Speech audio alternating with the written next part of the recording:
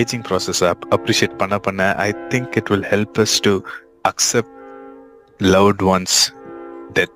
Somewhere when you lose someone in your life, you need to accept that is the part of life. Human beings, we are the only ones that are aware of our certain death. Every one who are born, அவங்களுக்கு 100% அவங்க வாழ்க்கையில இது இருக்கு அப்படின்னு unavoidable ஒரே விஷயம் the end தான், தி death.